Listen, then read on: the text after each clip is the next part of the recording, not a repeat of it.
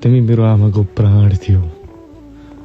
तिमीलाई बचाउन मैले आफ्नो तर्फबाट हुने हरेक कोसिस गरेँ, तर सकिनँ। तिमीलाई यसरी टड्पाएर राखिराख्नुभन्दा बरु मुक्ति दिनु उचित लाग्यो। सक्छौ भने माफ गरिदेऊ मलाई। तिमी पनि आमा नै हो।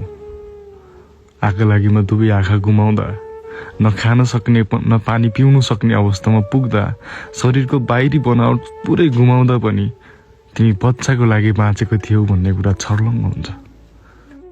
दुश्मनी थियो होला त मसँग थियो होला, मेरो परिवारसँग थियो होला। बिचरी यो नादान यो बेजवान जनावरको के दोष? कृपया साथीभाइ, आफन्त, इष्टमित्र, मान सम्मानको लागि भनेर अपराधीलाई बचाउने प्रयास नगर्नुहोस्। आज मसँग यस्तो खालको गतिविधि गर्न सक्नेले भोलि तपाईँसँग पनि त्यही गतिविधि नदोहोऱ्याउला भन्न सकिन्न।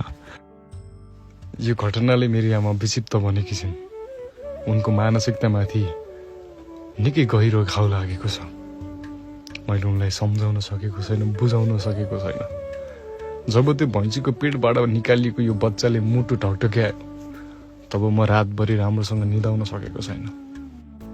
ए गुलाब, तिमी सुगन्ध छर्न त आयो, तर मन उजाड भएको बेलामा आयो। ए हरियाली, तिमी हरियोपन जगाउन त आयौ, तर मनमा डढेलो लागेको बेलामा आयो।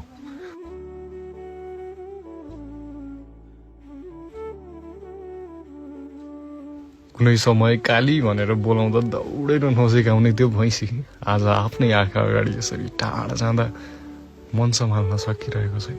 मन भारी भएको छ। मेरो मेन्टल्ली प्रेसर यति हाई भएको छ कि कुरै नगर्नु। यसरी तिमीलाई आफ्नै हातले अन्तिम संस्कार गर्नु सजिलो त थिएन, तर पनि परिस्थितिसँग जुझ्दाखेरि मन दोहोरो बनाएर तिमीलाई बिदाई गरे। हार्दिक श्रद्धाञ्जली काली, मिठो सम्झना। तिमीले मेरो लागि दिएको यो बलिदान यसै खेर त जानेवाला छैन। म त्यसलाई यसै छोड्नेवाला पनि छैन। निर्धक्क हुनु। न्याय ढिलो चाँडो होला, तर न्याय अन्धो हुँदैन। जसको लागि तिमी बाँचिरहेको थियौ, जसको लागि तिमी सास लिइरहेको थियौ, उसलाई मैले तिम्रै काखमा राखिदिएको छु। न्यायमा ढिलो चाँडो होला, तर न्याय अन्धो हुँदैन। तिमीले मेरो लागि दिएको यो बलिदान यसै खेर जानेवाला छैन।